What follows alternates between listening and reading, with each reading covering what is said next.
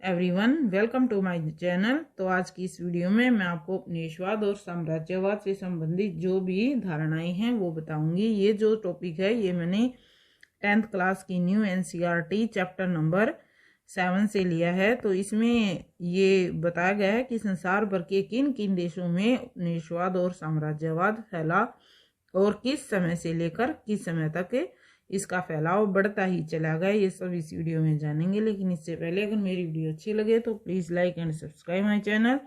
Start करते हैं आज की वीडियो। उपनिवेशवाद का क्या अर्थ है, पहले हम यही जान लेते हैं।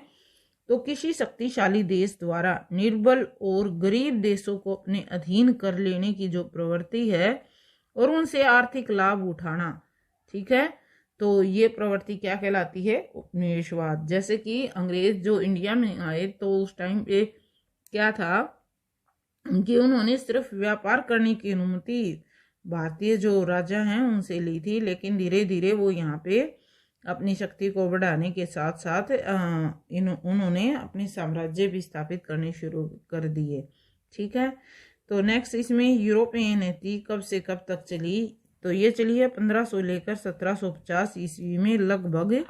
जो पूरा मध्यकाल है वो इसी नीति में काम करता रहा।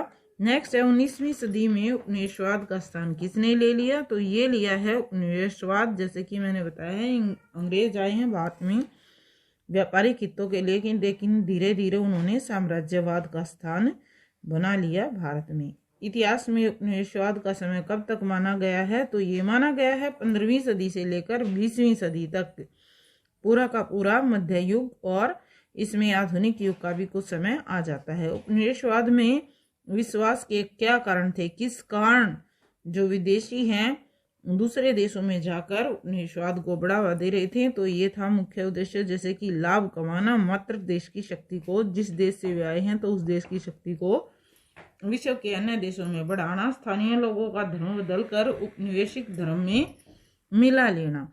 जैसे कि जिस भी स्थान पर जिस भी देश में वो जाते थे तो वहां पे उन लोगों पर अपना धर्म थोप देते थे, तो इस तरह से अपने धर्म को बढ़ावा देना। नेक्स्ट है किन यूरोपीय देशों ने उपनिवेश स्थापित किए? तो कौन कौन से यूरोपियन कंट्रीज थे जिन्होंने अपने उपनिवेश बनाए हैं? तो ये हैं स्पेन, पुर्तगाल, डच, फ्रांस और इंग्लैंड ने।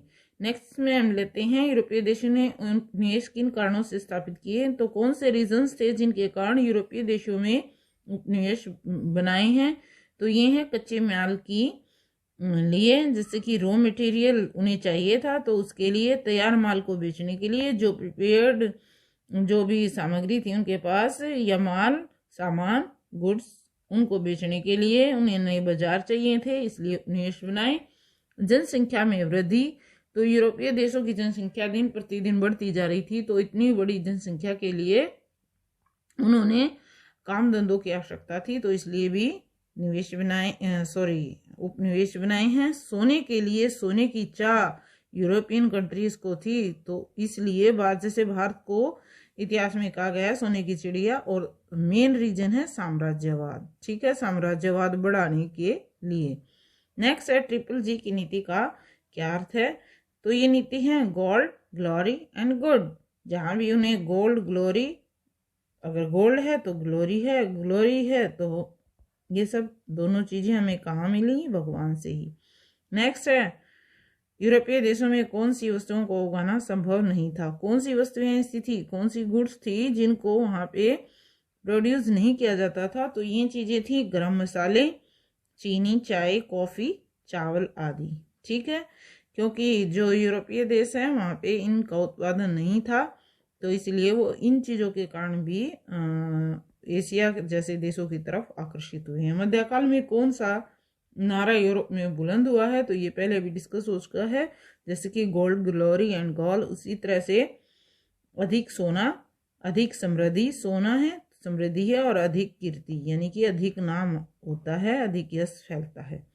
साम्राज्यवाद का क्या अर्थ है? जब कोई शक्तिशाली देश किसी कमजोर और पिछड़े देश पर बलपूर्वक अपना अधिकार स्थापित करते हैं, ठीक है, बलपूर्वक। वहां तो आर्थिक उद्देश्य के लिए आए थे उपनिवेशवाद में, यहाँ पे अपना अधिकार स्थापित कर लेते हैं, जैसे, और सामाजिक, आर्थिक और राजनीतिक हर तरह से उस देश का पिछड़े हुए देश का शोषण करते हैं, तो इसी प्रवृत्ति को साम्राज्यवाद कहा जाता है।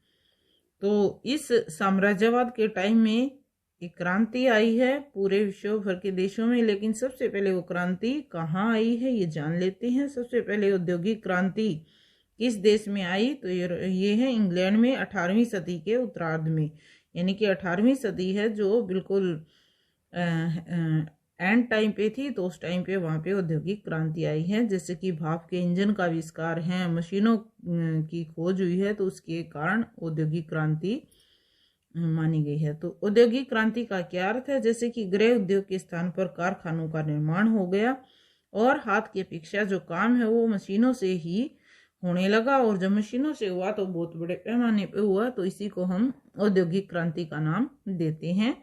जैसे कि मैंने अभी भी बताया था, भाप के इंजन का आविष्कार और नई नई मशीनों का आविष्कार, इसी तरह से आविष्कार हुए, और ये जो सारे काम हैं छोटे जगह या छोटे स्थान की और हाथों की बजाय बड़े पैमाने पे होने लगे, इन्हीं को औद्योगिक क्रांति कहा जाता है।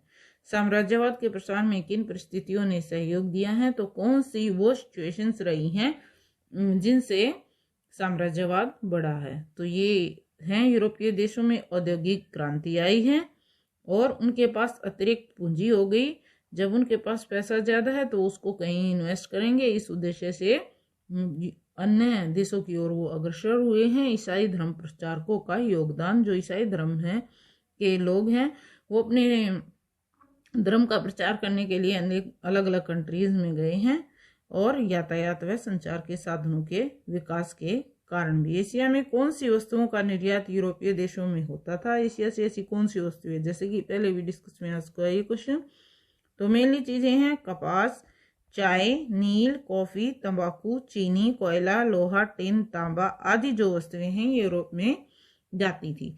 भारत में व्यापार करने के लिए कौन कौन से विदेशी आए, तो सबसे पहले जैसे भारत में कौन से विदेशी आए थे, तो पुर्तगाली आए थे, नेक्स्ट फिर डच हैं, और फिर अंग्रेज, और फिर लास्ट में फ्रांसीसी।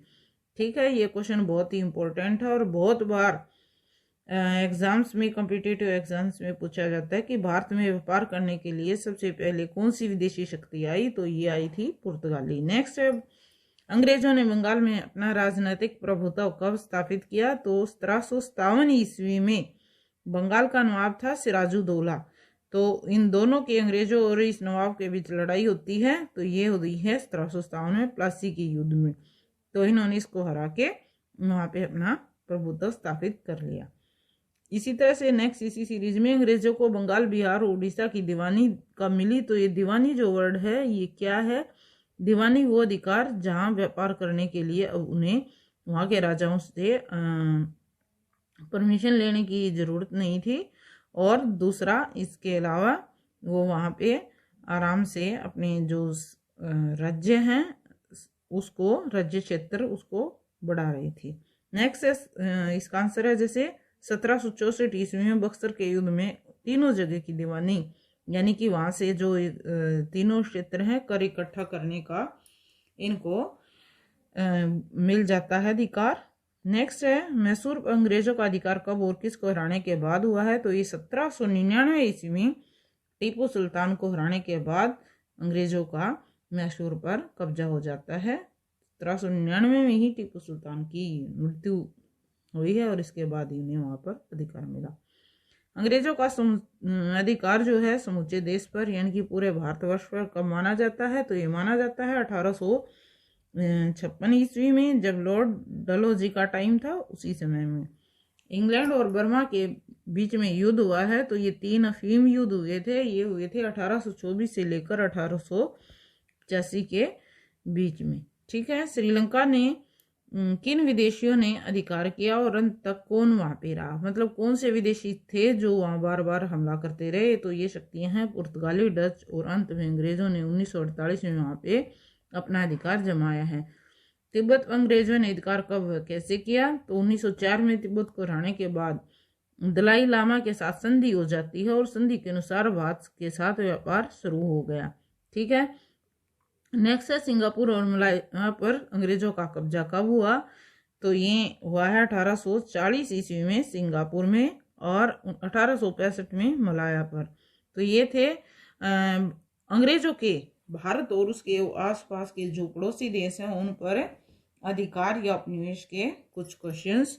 इसके अलावा नेक्स्ट वीडियो में हम जो अन्य देश हैं संसार भर के, उन्होंने कहाँ का उपनिवेश स्थापित किया है वे हम जानेंगे। So if like my video please share and subscribe my channel. Thanks for watching the